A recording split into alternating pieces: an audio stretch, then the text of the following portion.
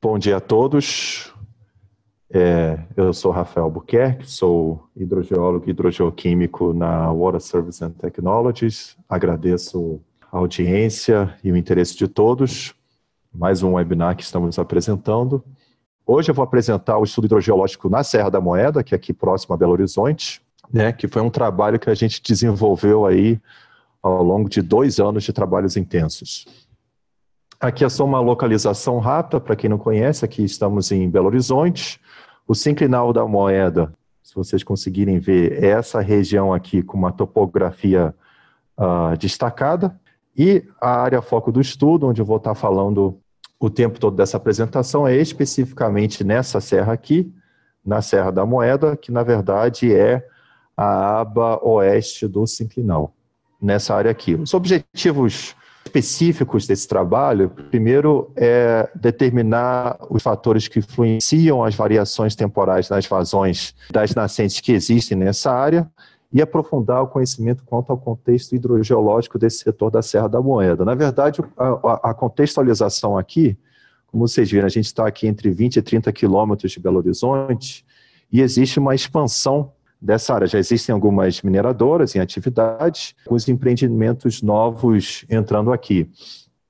Então, a gente foi contratado para fazer um estudo para detalhar essa hidrogeologia aqui, enfim, começar a quantificar qual que é a disponibilidade hídrica subterrânea nessa área aqui. Só para dar uma outra contextualização, nessa apresentação especificamente, eu não vou entrar tanto em detalhe que se a nascente A ou a nascente B subiu ou desceu a vazão, mas eu vou aprofundar mesmo na questão de quais são os métodos e quais resultados a gente conseguiu obter, no que se refere à caracterização hidrogeológica dessa região.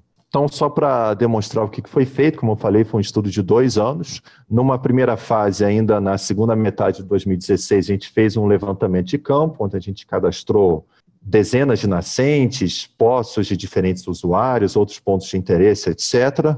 Fizemos uma revisão da literatura existente em relação à geologia, hidrogeologia e outros aspectos dessa área, avaliamos dados de monitoramento de diferentes origens, E aí apresentamos um primeiro relatório técnico, e nesse relatório técnico a gente apresentou também recomendações de aspectos específicos que precisavam ser aprofundados naquele momento, para se ter um melhor conhecimento e melhor responder às questões que haviam sido colocadas para a gente. E aí, essas recomendações todas que a gente colocou foram acatadas íntegra. Então, na fase 2, nós basicamente executamos essas recomendações. Fizemos um monitoramento hidroquímico, fizemos um mapeamento geológico estrutural de detalhe nessa área, que foram 4 meses de campo, realizamos uma série de ensaios de bombeamento. Aí, de posse desses dados, nós fizemos uma revisão do modelo conceitual, que é onde a gente coloca no papel o nosso melhor entendimento do contexto hidrogeológico em função de todas essas informações.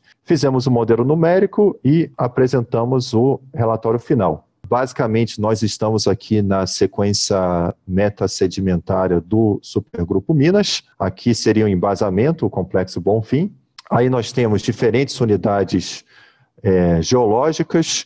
A formação Cauê é uma unidade importantíssima do ponto de vista econômico e hidrogeológico, porque é um aquífero com vazões bem elevadas, Por exemplo, você tem diversos poços aí com vazão acima de 100 metros cúbicos por hora, por exemplo. Então, é um aquífero muito importante, ao mesmo tempo é onde ocorrem as principais reservas de minério de ferro aqui no quadrilátero ferrífero.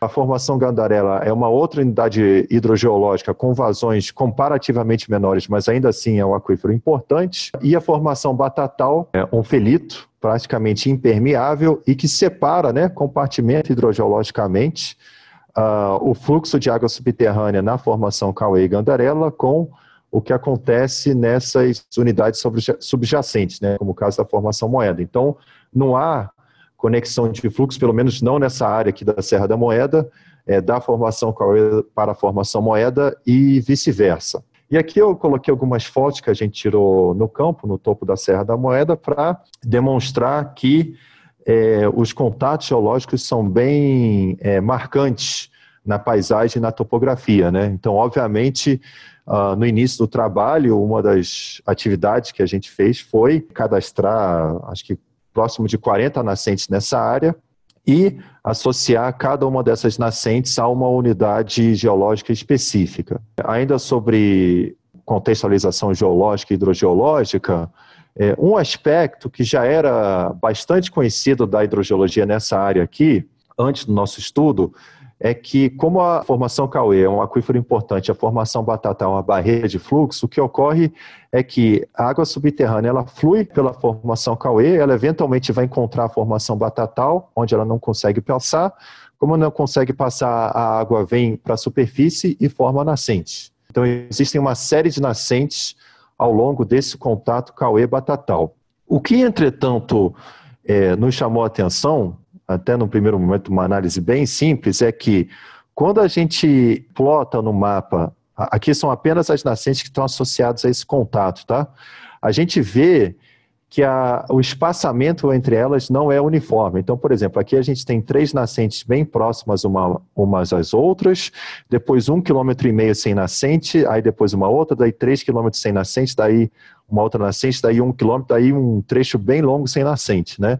Então, o que a gente verificou é o seguinte: se esse contato é o único fator controlando a ocorrência dessas nascentes, por que ao longo de longos trechos da serra a gente não vê a ocorrência de nascentes? E isso nos colocou a questão de se eventualmente existiam controles estruturais adicionais ao contato que justificaria a ocorrência dessas nascentes. Então, por isso que a gente fez um mapeamento geológico estrutural de detalhe aqui, até com o apoio de uma equipe de geólogos estruturalistas. Eu faço até questão de citar o Jonas Costa, e eles nos apoiaram nessa parte de mapeamento geológico estrutural. Eu não vou entrar em detalhes de como que o mapeamento foi feito, né, mas já passando para as conclusões desse mapeamento geológico estrutural, o que a gente verificou, no fim das contas, é que essas nascentes, além de estarem no contato, elas ocorrem num ambiente estrutural muito específico, porque ao longo da evolução estrutural aqui do quadrilátero, né, houve um determinado evento que formou essas pequenas dobras aqui no topo da serra. E isso é bem destacado na paisagem, porque quando a gente caminha lá, a gente vê anfiteatro. Internamente, essas dobras formaram algumas fraturas em função do alívio, né, do movimento, e essas fraturas são abertas e elas conduzem de forma localizada, elas modificam o fluxo da água subterrânea aqui, então capturam a água que vem ao longo da formação Cauê, elas mudam de direção e vão nascer aqui exatamente no contato. Então, isso aqui, por exemplo, é um exemplo de um aspecto, né, que a gente verifica em campo, que depois vai entrar no nosso modelo geológico conceitual. E esse tipo de entendimento é importantíssimo, por exemplo, lá na frente, quando a gente vai fazer o modelo numérico. Aqui é só uma foto de campo que mostra um desses anfiteatros. Vocês veem que é bem demarcado na paisagem. A gente vê aqui o deslocamento da estratigrafia, né? Aqui é a formação Cauê, e aqui embaixo, onde tem essas árvores aqui, é onde ocorre a nascente, perfeitamente alinhado com essa estrutura. Ainda um pouco sobre o que a gente encontrou com o mapeamento geológico. Anteriormente, no mapas geológicos existentes dessa área, a formação Cauê era colocada como uma única unidade, e o que a gente verificou que existe, na verdade, uma variação em escala mapeável da mineralogia da formação Cauê. Eu acho que eu não mencionei que a formação Cauê é um itaberito, né? Ou seja, uma formação ferrífera bandada. No lado leste da serra, nós temos um itaberito que a gente chama de silicoso, e no lado oeste da serra, ela começa a ter essa composição mais anfibolítica, né? E essa composição mais anfibolítica, ela influencia um pouco na condutividade hidráulica, ou seja, essas unidades do lado oeste, elas têm uma condutividade hidráulica um pouco menor. O que é interessante é que quando a gente plota os dados hidroquímicos, né, e compara com essas subunidades, há uma separação bem marcante. Aqui o resultado de uma campanha específica. Eu vou detalhar isso mais adiante, mas é um resultado bem interessante, onde a gente conseguiu cruzar aquilo que a gente encontrou com a hidrogeoquímica com o mapeamento geológico estrutural. Aqui uma foto de campos, aqui é uma escavação que a gente encontrou lá, e você percebe que até o aspecto visual das duas litologias é bem destacado. Então, a gente conseguiu mapear isso aí com detalhe nesse estudo.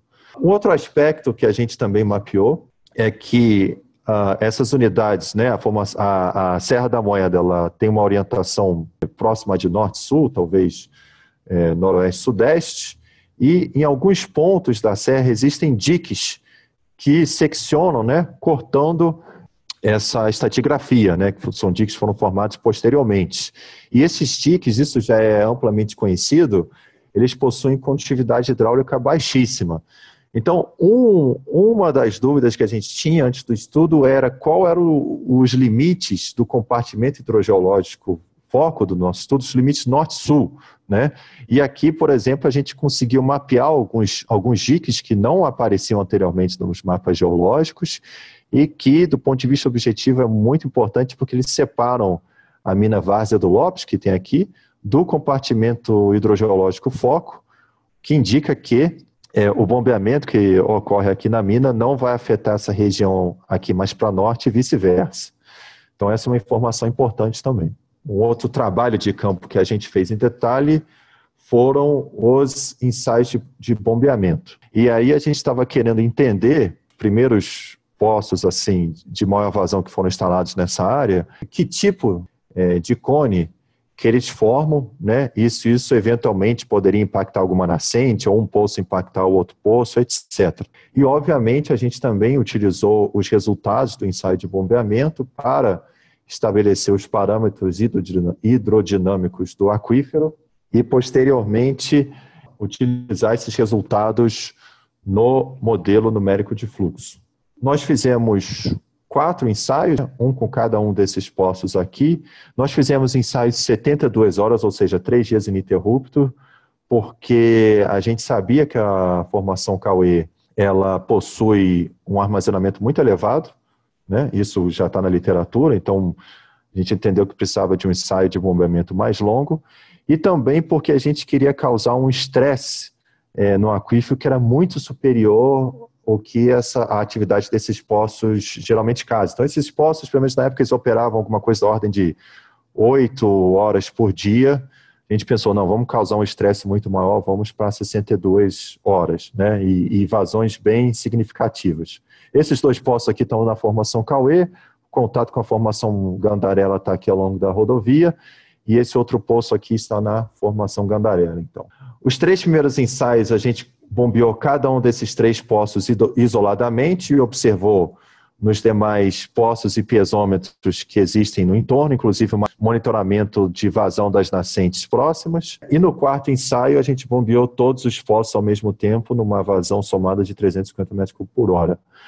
Nos piezômetros e nos poços de bombeamento que estavam desligados durante um determinado ensaio, nós instalamos esses divers, que são esses sensores que a gente utiliza para monitoramento automatizado. Programamos eles para tomar uma leitura a cada minuto, né? Então, um dado extremamente detalhado. Ao final dos ensaios, nós baixamos essas informações dos divers e analisamos os dados, né? Então, você percebe que uma leitura a cada minuto em diversos pontos, assim, se fosse feito de forma manual, isso seria impossível. Então, aí é um aspecto onde a gente coloca a tecnologia e os equipamentos ao nosso favor. Monitoramento de vazões nas nascentes próximas, esse aí não teve jeito, teve que ser manual, em função do acesso da topografia. E aí os poços já tinham hidrômetros, a gente monitorou as vazões nos hidrômetros dos poços. Aqui um exemplo, não vou ficar repetindo o resultado de todos os 4 ensaios, estou pegando de um deles só como exemplo. Então, esse é um ensaio onde bombeou-se 167 metros cúbicos por hora ao longo de 72 horas. Então, um mapeamento interessante que a gente fez foi verificar quais foram os poços de observação que responderam e não responderam a esse ensaio, né? Depois, ao final de 72 horas, 2 poços apresentaram resposta ao bombeamento e os outros não apresentaram variação alguma, né? E aqui uma variação centimétrica o sensor consegue captar. E também monitoramos as nascentes do entorno, né? E verificamos também que essa influência não chegou a nenhuma nascente. Então, obviamente, o cone de interferência desses poços ele é bem restrito aqui. Uma outra análise interessante que a gente fez foi a seguinte: especificamente em relação ao ensaio do Poço 1, vocês percebam que esse poço está a 200 metros, mais ou menos para norte, em relação a esse Poço 2, e equidistante, ou seja, a 200 metros desse pesômetro 3, entretanto, em direções diferentes. E você note que ao final das 72 horas, o rebaixamento total nesse Poço 2 foi de 1,4 metros. E a mesma distância, entretanto, né, indo para oeste, o rebaixamento aqui no piezômetro 3 foi de apenas 35 centímetros. Então, isso nos permitiu estimar que o rebaixamento ele é bem mais pronunciado na direção norte-sul do que na direção leste-oeste, mais ou menos numa relação 4:1, né? Basicamente dividindo esse valor por esse valor. Então, isso aqui é muito importante, né, Naldo, a gente entender potencial impacto em nascentes ou um eventual outro ponto de captação vizinho, etc., né, para a gente entender que esses cones eles tenderão a ter esse formato elíptico aqui. Aí você vai perguntar, mas por que que isso acontece? E aí que é interessante, novamente, a gente cruzando o resultado de um tipo de levantamento com o outro. Se a gente verificar aqui o que que de certa forma gera um pouco conhecido, o nosso mapeamento geológico detalhou, a estratigrafia mergulha aproximadamente a 60 graus com a orientação próxima de norte-sul, né, acompanhando a serra. Isso a gente verifica tanto numa escala mais macro, né, dos contatos entre as diferentes unidades, mas também internamente nas diferentes camadas da formação Cauê, né? Isso aqui é um trabalho de mestrado de uma mina próxima, esse aqui é o resultado do nosso mapeamento, isso aqui é vendo em campo, né? Você vê essas camadas aqui, e também numa camada menor, pegando uma amostra de tabirito, você vê essas camadas aqui. Então, o que acontece? Por que que aquele cone tem esse formato elipsoide, né? Quando o poço bombeia, ele vai bem mais facilmente puxar a água ao longo de uma determinada camada do que cruzando essa camada, do que cruzando a estratigrafia. Logo, esta anisotropia. Então, o aquífero da formação Cauê possui uma forte anisotropia. Essa foi uma outra conclusão importante.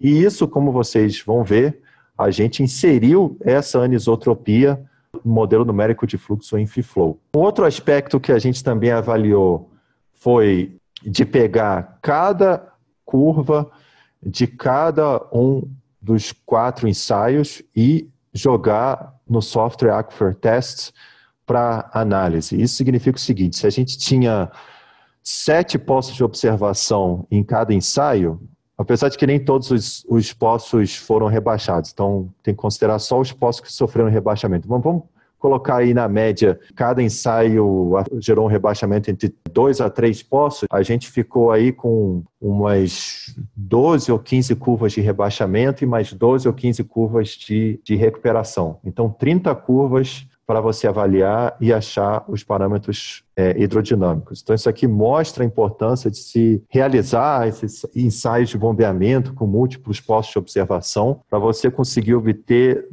dados de parâmetros hidrodinâmicos bem robustos. E aqui, eu não vou ficar mostrando as curvas uma por uma, isso aqui é bem longo, existe todo um capítulo do relatório sobre isso, mas basicamente o que a gente faz é a análise da derivada da curva, até para ver pelo tipo de formato de curva, que tipo de aquífero ele é.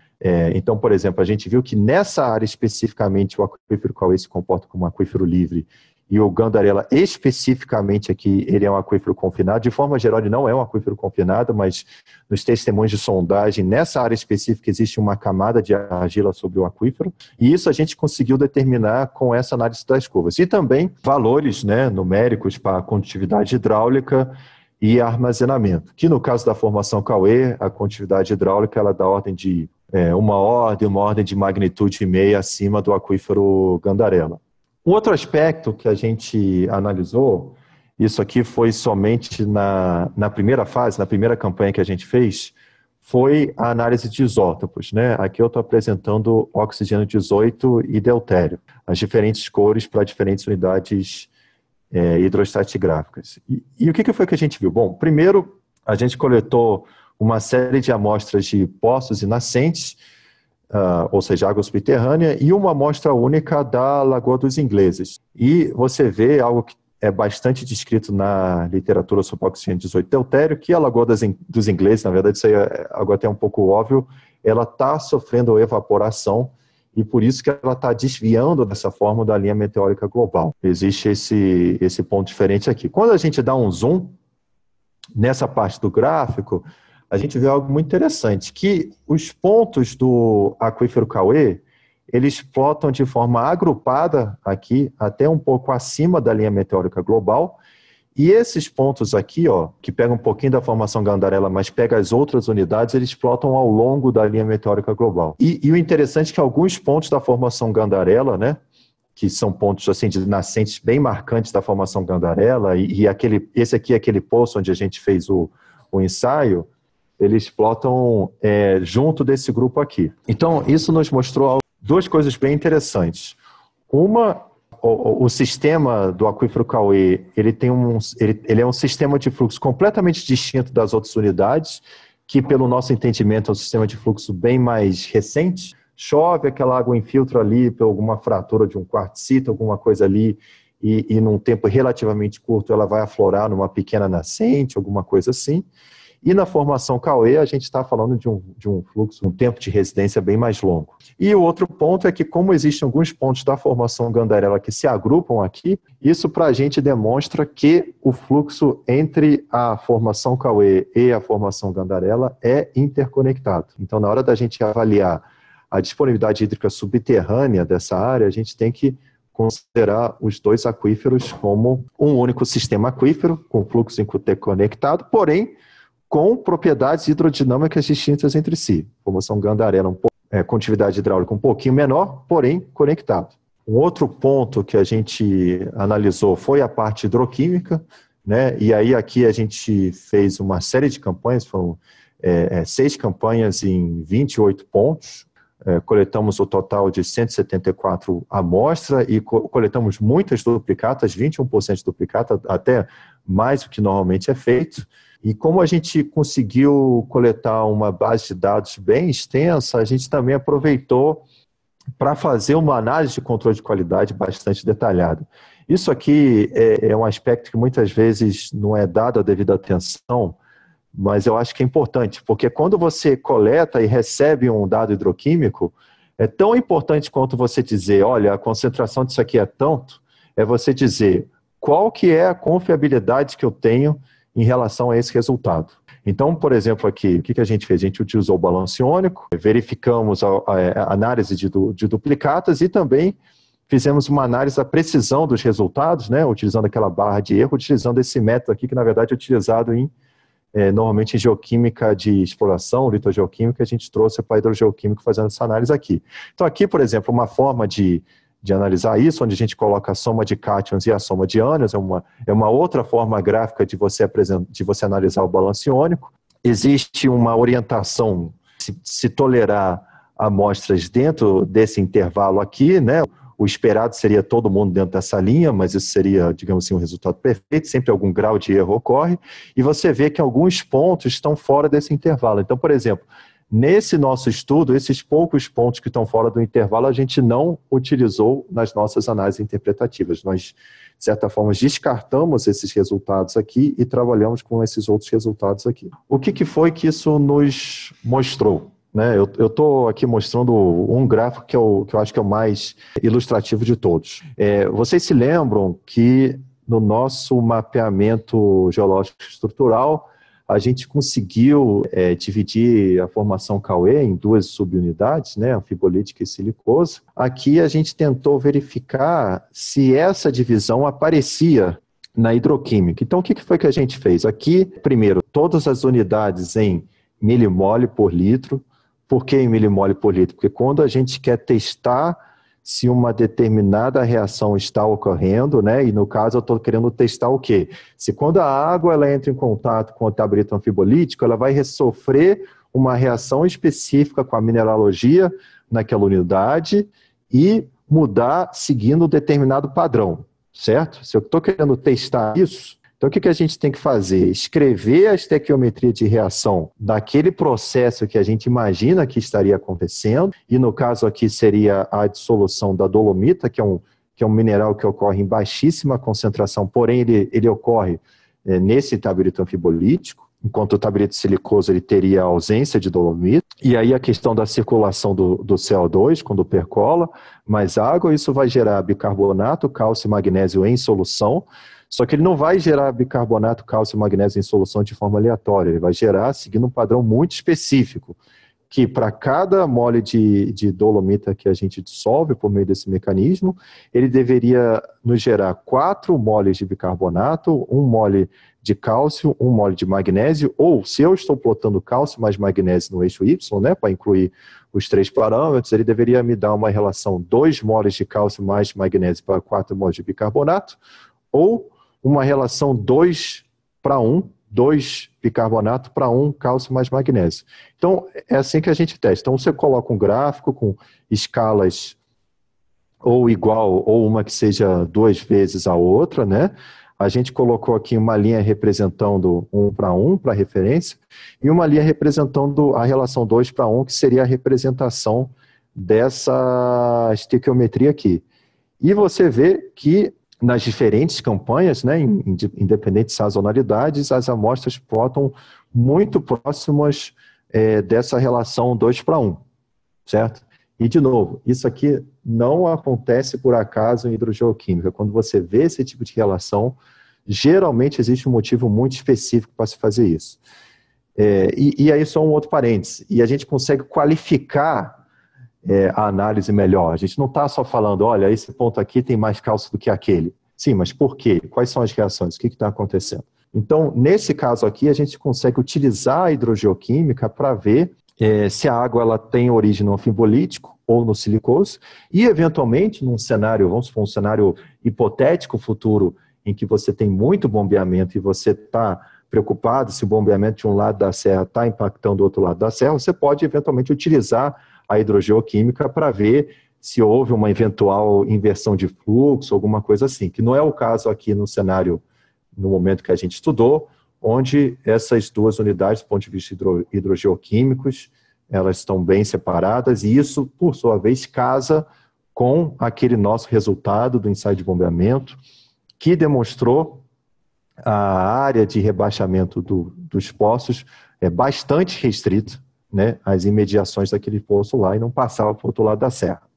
Então, antes do modelo numérico de fluxo em si, para um modelo numérico ser confiável, né, para ele ter ser um modelo numérico de qualidade, antes de tudo você precisa ter um bom trabalho de campo e bons dados de monitoramento, né? Então você perceba que a gente só foi mexer com o modelo numérico aqui depois que a gente já tinha, sei lá, mais de 1 ano e meio de trabalho nessa área aqui.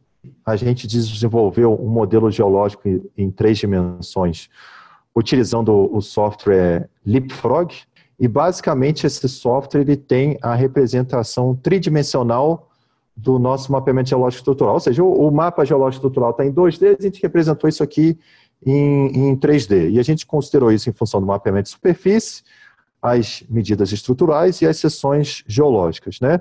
Então, uma vez que isso aqui tá produzido, o Frog ele tem uma função de exportar isso aqui para dentro do FeeFlow ou do ModFlow. No caso aqui, a gente utilizou o FeeFlow, né? Você gera a malha do FeeFlow e exporta isso para dentro. Então, essa é uma funcionalidade que apareceu alguns anos atrás no Leapfrog, tem um outro software que faz isso também, e permite a gente representar hoje no modelo numérico de fluxo a geologia de detalhe que foi mapeada, ou eventualmente, por exemplo, se for uma área de mineração, você pode pegar o modelo de blocos, né, para a determinação da cava ali, da mina, e representar isso no FeeFlow, etc. O FeeFlow, a gente fez um modelo de 12 camadas, a maior discretização dos nós no entorno daquela área dos poços, para a gente conseguir representar com mais detalhe a operação desses poços aqui. Colocamos algumas condições de contorno, a recarga, as nascentes e as drenagens, tá?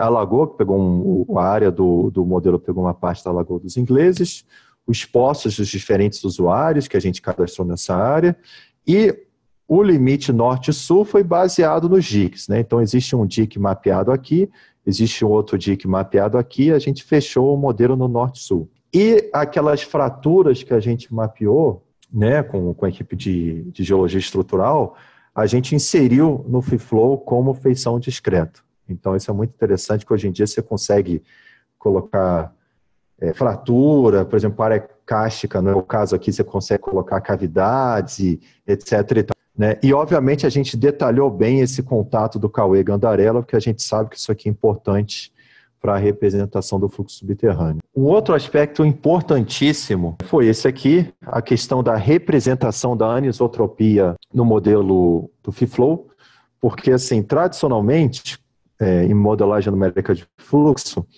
quando você vai inserir a condutividade hidráulica, né, no modelo tridimensional, você pode assinalar um valor do K, né, condutividade hidráulica K no eixo X, uma no eixo Y e uma no eixo Z. E tradicionalmente você ficava preso àquelas coordenadas X, Y, Z.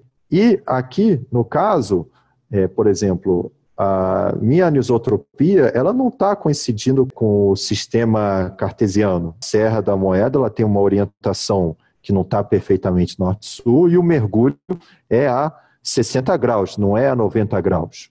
No FIFlow, você tem a funcionalidade de mudar a orientação do seu KX, KY, KZ, que aí ele muda a nomenclatura para K1, K2, K3, e assinalar diferentes condutividades hidráulicas aqui. Então, foi isso que a gente fez. A gente colocou o K1 ao longo do acamamento, que seria ao longo do mergulho aqui, o K2 seria ao longo da serra, e o K3 é perpendicular ao acamamento. E aqui eu só posso relatar, não tenho uma imagem para mostrar, mas no momento que a gente conseguiu orientar isso aqui certinho, do jeito que a gente tinha visto no nosso mapeamento geológico, a calibração do modelo ficou excelente. Antes da gente corrigir isso aqui, não fechava. Então pode parecer um pequenino detalhe, mas foi um aspecto importantíssimo nesse trabalho. A calibração, resultado da calibração, a gente calibrou utilizando diferentes critérios, né? Primeiro, em relação ao nível d'água, medindo naqueles poços que eu mostrei na figura. Você vê que conseguiu uma calibração muito boa, e, de novo, isso aqui a gente só conseguiu encaixar depois de representar a anisotropia. Nós também calibramos as vazões das nascentes, utilizando 2 critérios diferentes, também teve um encaixe muito bom. Essa nascente aqui ficou fora, mas a gente sabe o porquê disso ter acontecido, é que o ponto de monitoramento dela, né, a empresa de saneamento local que monitora essa nascente, eles monitoram essa nascente num determinado ponto, mas a gente sabe que ao longo da drenagem ajusante continua ocorrendo a descarga, né, de água subterrânea para a superfície. Então, o que o modelo está nos falando é a vazão de descarga aí, ela é maior do que o seu monitoramento está dizendo. E é verdade. Então, a gente aceitou isso aqui, e aqui, de novo, a importância de se ter os pontos mapeados em campo antes de fazer o modelo numérico de fluxo. Se a gente não tivesse ido a campo e visitado todas essas nascentes algumas vezes, a gente não saberia disso, a gente teria ficado maluco tentando encaixar esse ponto aqui. Como a gente fez a verificação de campo, a gente sabia desde o início que isso aqui iria acontecer, e isso está descrito e justificado no nosso relatório com bastante detalhe. Mas quando a gente gera um modelo numérico, a gente não precisa só buscar aquela curva de calibração perfeita, etc. e tal. A gente tem que ver se o modelo gerado faz sentido, né? Se conceitualmente ele faz sentido. Então, teve um outro aspecto da nossa calibração que foi isso, onde a gente colocou o nosso modelo conceitual aqui, as linhas equipotenciais que a gente desenhou à mão, entre aspas, né, utilizando o ArcGIS aqui, tanto em planta quanto em seção, e nós comparamos isso com o modelo numérico de fluxo, né, com as equipotenciais geradas, tanto em planta quanto em seção, pelo modelo numérico. E você vê que teve um encaixe muito bom. De novo, é possível você gerar um modelo que tem essa curva perfeita aqui, e que conceitualmente ele não faz nenhum sentido, né? E aí quando você vai fazer simulações, ele dá um resultado que não significa nada. Então é sempre importante também, de novo, fazer essa comparação entre o numérico e o conceitual.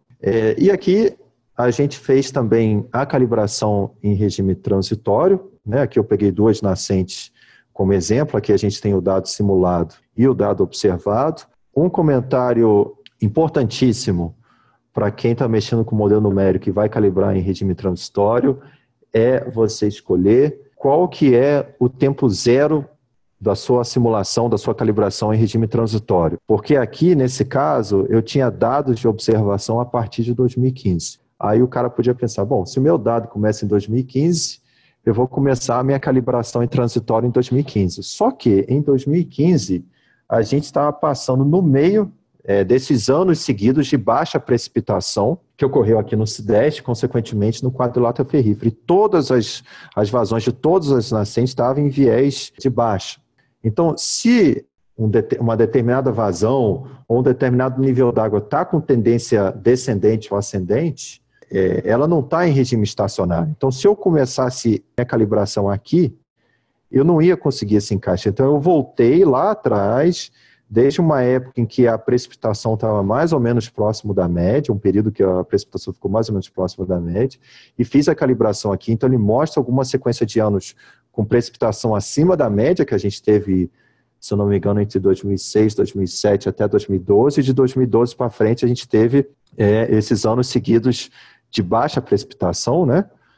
Tivemos essa questão da crise hídrica no Sudeste, e o modelo simula essa perda de vazão, essa diminuição de vazão nessas nascentes até encaixar nos dados observados. Depois, com isso, obviamente, a gente tinha algumas perguntas bem específicas para responder, que são dos pormenores do trabalho. Uma vez com o modelo montado, a gente fez algumas simulações para responder questões específicas e tal. Como conclusão, de novo, essa apresentação é para mostrar os métodos que a gente utilizou e o que a gente conseguiu extrair deles. Então, algumas conclusões que são específicas para esse trabalho, mas eu acho que vale de forma geral para estudos hidrogeológicos como um todo. Primeiro, o modelo numérico de fluxo deve estar devidamente embasado por dados de campos de distintas naturezas. Vazão, nível d'água, hidroquímica, mapeamento geológico estrutural, estágio de bombeamento, etc. e tal. E também pelo modelo hidrogeológico, eventualmente, se você for simular transporte e reação química, o modelo hidrogeoquímico conceitual. Ou seja, essa figura bonita aqui, ela não é uma mágica, assim. A gente só chega nisso aqui se a gente tiver dados de campo e um entendimento conceitual de boa qualidade, né? É recomendável utilizar ferramentas que facilitam a coleta e interpretação de dados. Então, por exemplo, a questão dos divers, que foi, enfim, se a gente não tivesse eles, a qualidade dos ensaios, enfim, a gente não teria os dados de mesma qualidade. Isso realmente foi um ponto importantíssimo do trabalho. Também é importante ter diferentes ferramentas de modelagem numérica à disposição. Aqui, no caso, a gente tinha a liberdade de escolher entre usar o FeeFlow e ModFlow. A gente acabou utilizando o FeeFlow por causa de algumas especificidades que eu demonstrei, mas a gente também, obviamente, utiliza o ModFlow bastante. E, de novo, é fundamental escolher adequadamente o período de calibração dos regimes estacionários e transitórios, né? Aquilo que eu falei. E aí eu deixo aqui o meu contato, fico à disposição para perguntas. E obrigado pela atenção.